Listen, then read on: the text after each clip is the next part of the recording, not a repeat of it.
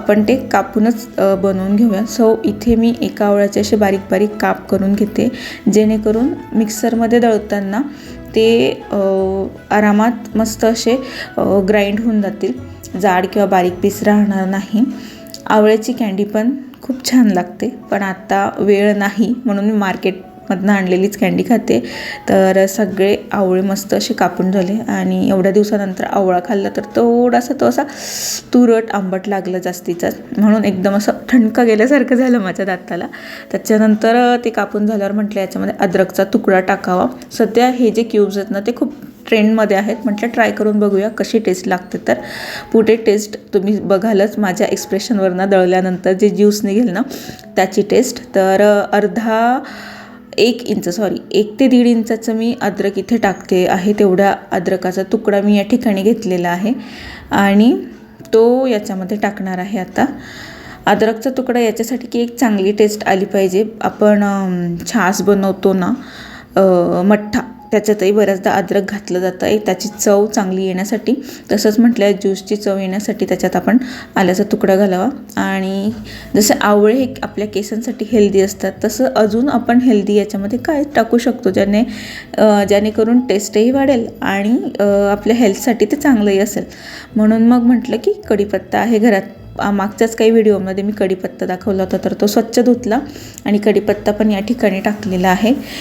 किती छान मस्त असं ज्यूस तयार होतं आहे ना, म्हणजे केसांच्या आणि आपल्या स्किनच्या हिशोबाने. आवळा आणि कढीपत्ता दोघांमध्ये व्हायटॅमिन सी भरपूर प्रमाणात असतं, त्याच्याचमुळे हे दोघं आपल्या केसांसाठी आणि स्किनसाठी एकदम फायदेशीर असे क्यूब्स ठरणार आहेत. म्हणून म्हटले झालेला. तर हे छान मस्त असं पाणी टाकून दळायचं. जर कोरडं आपण दळलं ना तर ते असं चटणीसारखं तयार होतं, खोबऱ्याची चटणी कशी तयार होते तसं, म्हणून पाणी टाकून दळायचं. तर मी या ठिकाणी 1 छोटा ग्लास पाणी टाकलेलं होतं, तुम्ही मोठा ग्लासही टाकू शकता. आणि ते ग्राइंड झाल्यानंतर त्यातनं जो काही ॲरोमा आला ना तो इतका भारी वाटत होता आणि टेम्पटिंग होता की असं वाटत होतं की कधी याचं ज्यूस निघतं आणि कधी पिऊन घेऊया. हो, याच्यामध्ये अजून थोडा अर्धा चमचा पोहे खायचा, अर्धा चमचा मी आपलं पिंक सॉल्ट म्हणजे सैंधव मीठ पण टाकलेलं आहे, संसाई काळं मीठ जे काही म्हणतो आपण ते. त्याच्यानंतर एक बाऊल घ्यायचं, बाऊलच्या खाली मी प्लेट ठेवली आहे, मला वाटलं की ते इकडे तिकडे पडायला नको म्हणून. त्या बाऊलवर एक कॉटनचा कापड ठेवायचा, मी यांचा हातरुमालच ठेवलेला होता स्वच्छ धुतलेला. आणि त्यातनं हे सगळं जे आहे ते मस्त असं गाळून घ्यायचं. बघा किती सगळं दूध म्हणते मी, ज्यूस निघतं आहे. हे ज्यूस बघून मला पाणीपुरीचं ते हिरवं पाणी असतं ना पुदिनाचं, त्याचीच आठवण येत होती सारखी, पण टेस्ट दोघांचीही वेगळी होती आणि त्याचा टेस्ट पण एकदम भारी लागते बरं का. तुम्ही एकदा प्याल ना पुन्हा पुन्हा प्यावंसं वाटतं, म्हणजे जसं जलजिरा वगैरेचं पितो ना तसं अगदी. तर बघा पिळून झाल्यानंतर हे जे काही उरतं ना कुच्चा, तर तो अद्रक किंवा मीठ टाकलेलं नसलं ना तर आपण तेलासाठी वापरू शकतो, पण मीठ आणि अद्रक टाकलेलं होतं ना त्यामुळे म्हटलं नको, उगाच ड्राय होतात हिवाळ्यामध्ये केस, तर अजून जास्त ड्राय होतील, म्हणून मग मला ते नको वाटले, म्हणून मी काही टाकले नाही. तर माझ्याकडे हा असा आईस क्यूब आहे, हा मी ॲमेझॉनवरनं घेतलेला आहे. तर मला काहीतरी 100 रुपयाला ऑफरला होता, तो डिस्काउंट चाललं होतं ॲमेझॉनला, मी त्याच्यावरनंच मग तो मागवून घेतलेला. तुम्हाला हवा असेल तर याची लिंक मी खाली डिस्क्रिप्शन बॉक्समध्ये दिलेली आहे, तुम्ही तिथून बाय करू शकतात. तर हे सगळे असं भरपूर याच्यात क्यूब्स आले, म्हणजे एका ग्लासमध्ये आपण 2 ते 3 क्यूब्स टाकून हे 8 ते 10 दिवसात आरामात संपवू शकतो. जास्तीत जास्त 8 ते 10 दिवस स्टोअर करा, त्याच्यावर कधीच स्टोअर नाही करायचं, कारण काय आपण त्यात काही प्रिझर्वेटिव्ह टाकलेलं नसतं. आणि कसं आहे सगळे ओले जिन्नस त्याच्यात आहे तर ते खराब होण्याचे चान्सेस आहेत, आणि जास्त दिवस फ्रीजमध्ये ठेवलेल्या वस्तू पण आपल्या शरीराला हानिकारक असतात. म्हणून 10 दिवसाच्या वरचं नाही घ्यायचं, हे लिमिटेड बनवा. हवं तर पुन्हा पुन्हा बनवा, जास्त चांगलं बनलं तर. याला आता ठेवते मी, नंतर कधीतरी जेव्हा घेईल तेव्हा दाखवेल. ते झाल्यानंतर मी बाहेर आली थोडी, तर इथे सुंदर असं गुलाबाचं त्या दिवशी नर्सरीतनं जे रोपटं आणलं त्याला फूल आलेलं आहे फायनली. रंग इथे राणी दिसतो पण ॲक्च्युली तो ब्लड रेड आहे. आणि आणखी एक कळी मस्त अशी आलेली आहे पांढऱ्या गुलाबाला, आणि पूर्ण फुललेला आहे आता पांढरा गुलाब. किती सुंदर दिसतंय ना, मला प्रचंड आवडतो हा गुलाब. अजून भरपूर सारे गुलाब मी आईला सांगून ठेवलेत की माझ्यासाठी त्याचे रोपटे बनवून ठेव. नक्कीच तुम्हाला पुढे काही व्हिडिओजमध्ये गुलाब पण दिसतील अजून. त्यानंतर अजून एक काम होतं, बहिणीने खूप सारे मसाले पाठवलेले होते, तर ते मसाले एका डब्यात स्टोअर करायचे होते, पण त्याचे बॉक्सेस जास्त होते. म्हणून मागे मी एकदा खूप मागच्या वर्षी, म्हणजे मागच्या किंवा त्याच्या मागच्या वर्षी एका व्हिडिओमध्ये असं दाखवलं होतं की असं बॉक्स पॅकिंग ठेवणं म्हणजे ते थोडंसं जागा व्यापतं. तर त्याच्यामुळे एक शॉर्टकट आयडिया मी इथे वापरलेली होती की ह्या बॉक्सवर ना भरपूर ठिकाणी तो मसाला कुठला आहे, म्हणजे पनीर मसाला आहे, छोले मसाला आहे किंवा मग पावभाजी मसाला आहे तसं दिलेलं असतं. तर बघा इथे कसं बादशाह पनीर मसाला दिलेलं आहे.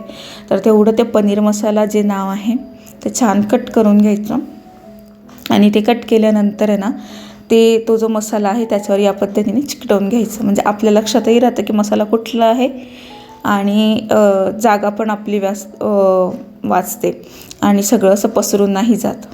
तर हे बरेचसे मसाले होते. माझ्याकडे एक चितळ्यांच्या भाकरवडीचा डब्बा होता, तर म्हटलं की चला याच्यात सगळे मसाले आपण भरून ठेवून देऊया. तर खूप सारे एकाच पनीर मसाले पण खूप सारे होते, तर त्यांना रबर बँड लावलं मी आणि एक छान लेबल लावलं तेच त्यातलं कापून बॉक्सचं. आणि या पद्धतीने सगळे मसाले एका डब्यात मी ठेवायचा प्रयत्न केला आणि ते छान मावले पण. म्हणजे एका डब्यात एवढे सगळे मसाले आणि एवढे सगळे बॉक्सेस बाजूला केलेत आणि फायनली एक काम मार्गी लागलेलं होतं आजसुद्धा. हे झाल्यानंतर उद्यासाठीची तयारी माझी करायची आहे. उद्या गुरुवार आहे. आता माझं मार्गशीर्ष गुरुवारचं उद्यापन राहिलं. पुण्याला गेली, मग पिरियड्स या सगळ्यामध्ये 2 माझे गुरुवार गेलेत. तर म्हटलं की आधीचे 3 गुरुवार प्रॉपर झाले, 4थ्या गुरुवारी पुण्याला जायचं होतं. त्या गडबडीमध्ये मला शांततेत उद्यापन करायचं होतं, म्हणून मी तेव्हा नको केलं. नंतर मग पिरियड्सची गडबड म्हणून म्हटलं की आता उद्यापन करून टाकूया. लास्ट गुरुवार येतो आहे उद्या तर माझा, तर त्याचीच तयारी की उद्या देवी मातेला पुरणाचं नैवेद्य वगैरे दाखवूया. तर उद्या शाळेतनं आल्यानंतर तर पुरण लावा वगैरे खूप लेंदी प्रोसेस होते आणि पूजा पण असते, उद्यापनाची गडबड वेगळी. म्हणून मी आजच म्हटलं की छान असं मस्त पुरण करून तयार ठेवलं ना की उद्या गडबड होणार नाही. पुरण मसाला, तर या ठिकाणी पुरण बनवून ठेवलं आणि मी आता जे स्मॅशर आहे ना त्याच्याने पुरण, म्हणजे जसं स्मॅशर घेतलं तेव्हापासून जेव्हा पुरण करते तेव्हा मी स्मॅशरचा वापर करते. पावभाजीसाठी तर वापर होत नाही स्मॅशरचा, पण हा जो वापर आहे तो पुरणपोळीसाठी मी जास्त करते.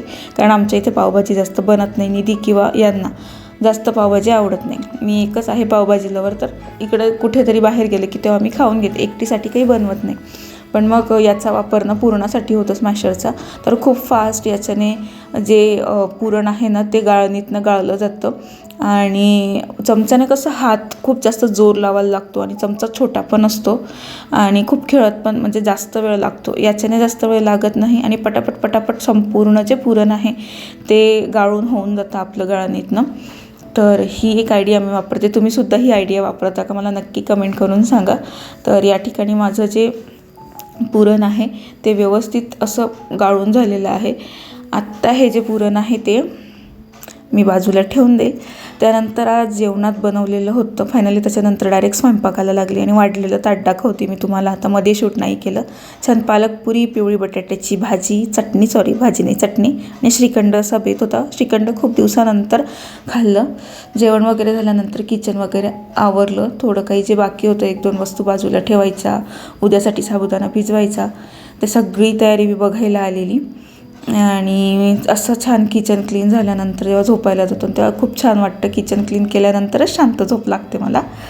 तर तुमचंही असंच होतं का मला नक्की सांगा. भेटूया पुढच्या आता व्हिडिओमध्ये. आजचा व्हिडिओ मी इथेच संपवते आहे आणि पुढच्या व्हिडिओमध्ये इंटरेस्टिंग काही व्हिडिओज असतील तर चॅनलला नक्की सबस्क्राईब करा आणि व्हिडिओ आवडला असेल तर व्हिडिओला लाईक करा.